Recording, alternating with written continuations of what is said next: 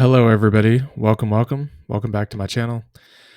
Today, I want to bring to you my overall portfolio and what I'm invested in currently, and what I intend to do with my dividends from TSLY.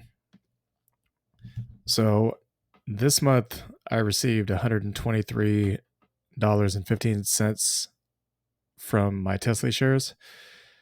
This is my current portfolio. I have a bunch of different holdings here.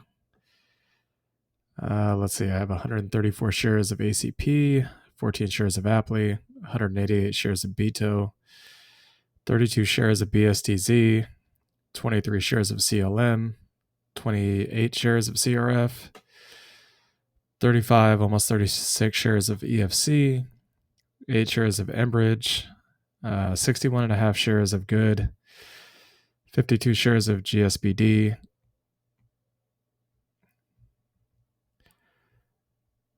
I have a fraction of a share of Horizon. I intend to get those shares back up to where they used to be, which would be like around 50, 60 shares or so. I currently have 115 shares of Clip, 12 and a half shares of Leggett and Platt, 4 shares of 3M, 39 shares of MPW, 42 shares of NVIDIA, 118 shares of OPP, 53 shares of PDI, 93 shares of PFLT. I actually have to change that because I recently closed that position with the intention to buy back in at a later point. 30 shares of QYLD, excuse me, 22 shares of RA, 86 shares of RIV, 53 shares of RYLD, 1.5 shares of SVOL, 8 shares of TLTW, 389 shares of TSLY, 38 shares of TWO, 2.5 shares of USOI, 3.25 shares of UVV, 8 shares of Verizon, 5.6 shares of Walgreens, and just under 89 shares of Zim. So this is what my overall portfolio looks like.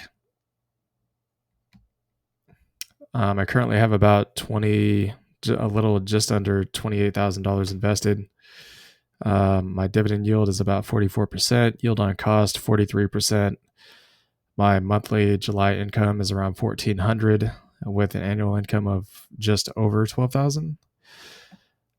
Except one thing, this is actually not accurate because Zim recently had a dividend cut, where I wouldn't say it's a dividend cut, but more like a dividend pause, because they had, I believe it was negative cash flow or negative earnings recently, like some $40 million or something like that. And that company pays out based on 30 to 50% of their revenue. So if they're not making any money, they're not going to pay anything in dividends. So I actually need to go ahead and just want to scroll down here real quick and adjust this so this is actually accurate. Let's see, I'll delete that, come back to it later.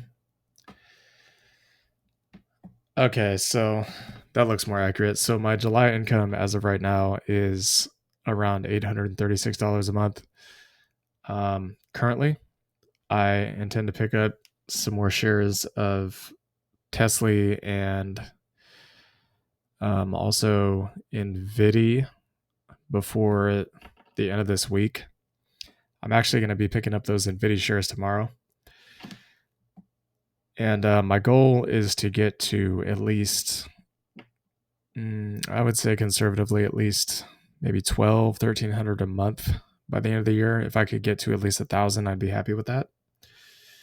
So what do I plan on doing with my TSLY shares? Well, with my current share count, I'd receive slightly over $400 a month in passive income.